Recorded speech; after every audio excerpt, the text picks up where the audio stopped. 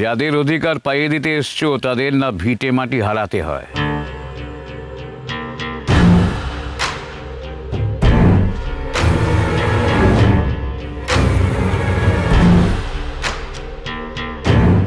আমি ন্যায়রত্ন তর্কলঙ্কার ঘোষণা করছি, এই সন্ন্যাসী আমার কাছে বাকযুদ্ধে পরাজিত হওয়ার অর্থ যাদের হয়ে ও লড়ছে তাদের জমি ভিটে সব আমার হবে। থাকবে না কি গো, আমাদের সব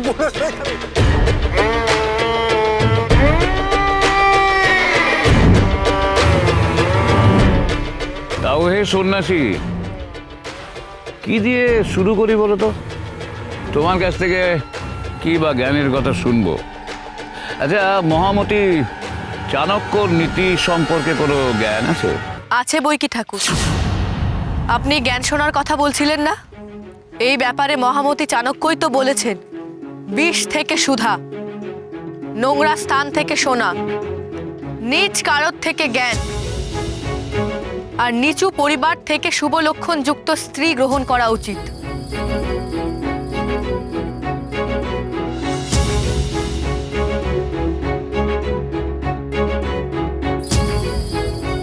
সুতরাং চাণক্য নীতি অনুসরণ করলে আমার কাছ থেকে কেন, যে কোনো বুদ্ধিমান মানুষের কাছ থেকে জ্ঞান আহরণ করতে পারবেন। বড় বড় কথা বলছো। ন্যায়শাস্ত্রের জনক কে?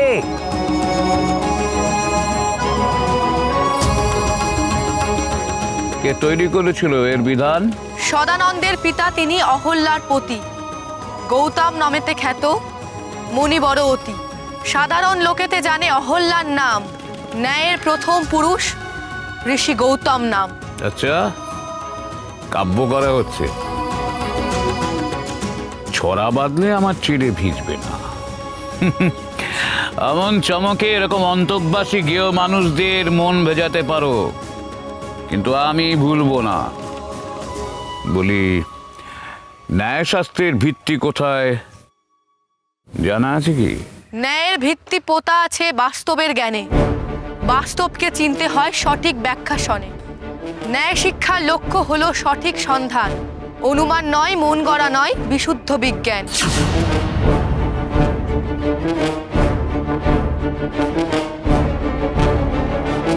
শুনো তুমি ন্যায়রত্ন, দম্ভ মহাজাল, দম্ভের কবলে থাকে যুক্তির জাল।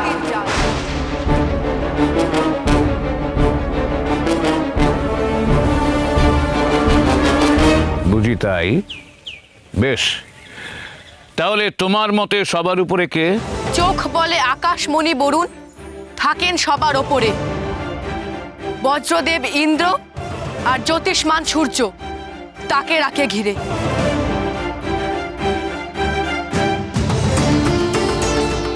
দেবলোকের ওপরে ভাসে ব্রহ্মার বাড়ি, আর ভাসে গোকুল। তাহার ওপরে থাকেন হরগৌরী কৈলাসের কুল। স্বর্গে থাকেন দেবগণ, পাতালে রয় দানব। মোর কাছে সবার ওপরে জন্মশ্রেষ্ঠ মানব।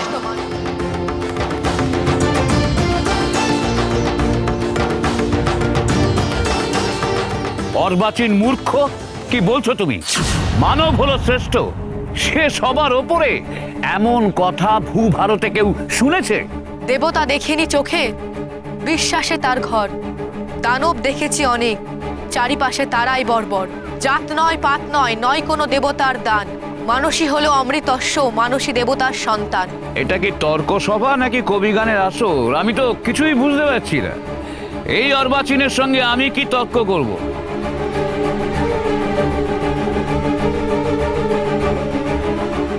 আপনারা কেউ কিছু বলুন। তুমি কি ধরনের সন্ন্যাসী? হ্যাঁ, এরপর তো বলবে সব মানুষই সমান, বংশ পরিচয়, জন্ম পরিচয় এসবের কোনো মূল্যই নেই। হ্যাঁ,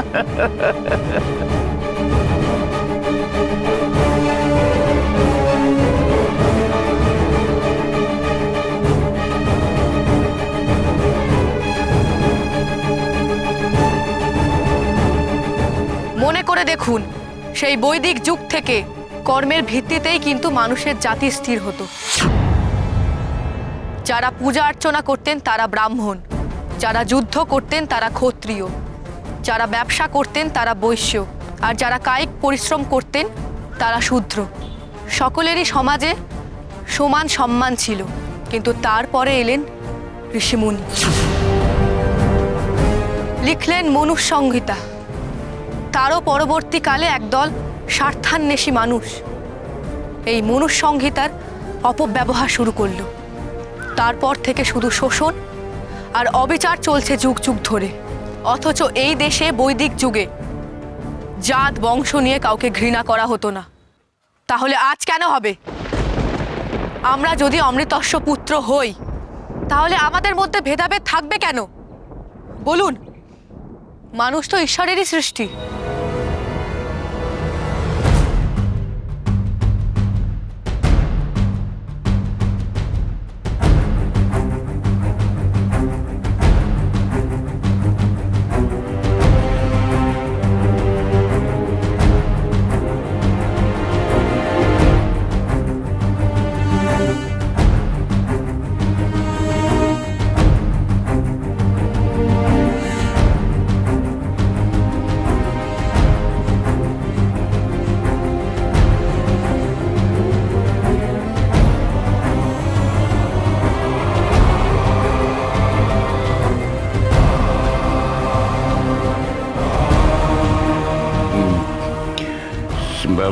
সেটার নিশ্চয়ই কারণ ছিল, বা এখনো আছে। কি কারণ? নিজেদের প্রভাব প্রতিপত্তি বাড়ানো, ক্ষমতার কেন্দ্রে থাকা। আপনারা ভুলে যান বিধান দেওয়ার আগে আপনারা কত হীন কাজ করেন। অনায়াসেই হতভাগ্য নারীকে স্বামীর চিতায় পুড়িয়ে মারেন সতী হওয়ার কথা বলে।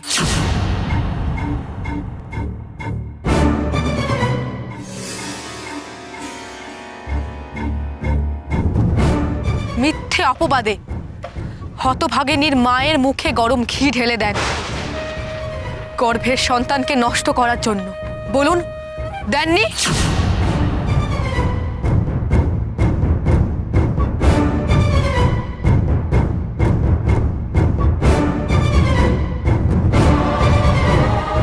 এই কুলোটার গলায় গরম ঘি ঢেলে ওর পেটের পাপটাকে নষ্ট করতে হবে আগে, তারপর হবে সমাজচ্যুত।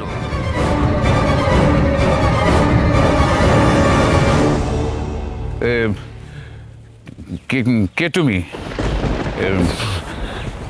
এসব কি বলছো? মিথ্যে বলছে কি? কি উত্তর দিন। এমনটাই তো আপনারা করেন। আমরা মুখ্য সূক্ষ্ম মানুষ, তাই দেবতার নামে ভয় দেখে আমাদের সম্প্রশান্ত করেন আপনারা। হ্যাঁ, কি করে না? সম্প্রশান্ত করেন আপনারা।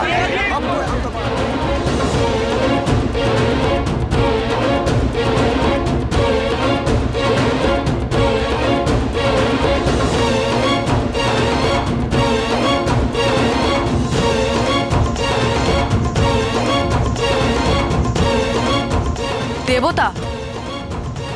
তা কোন দেবতার পুজো করেন ন্যায়রত্ন ঠাকুর? মহাদেব, মা কালী। শ্মশানচারী মহাদেব আপনার আরাধ্য দেবতা? তিনি তো ভূত প্রেত আর সেই সঙ্গে সেই এলাকার মানুষদের সঙ্গে বিচরণ করেন। তখন আপনার জাতপাতে আঘাত লাগে না?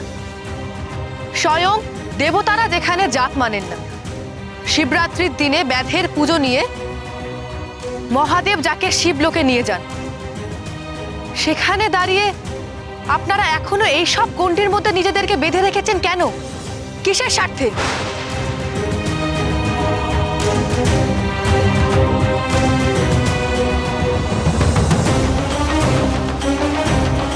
দেবতা যার ধর্ম মানেন না, কিন্তু আপনারা এসব আমাদের উপর জোর করে চাপিয়ে দেন। হ্যাঁ, চাপিয়ে দেন।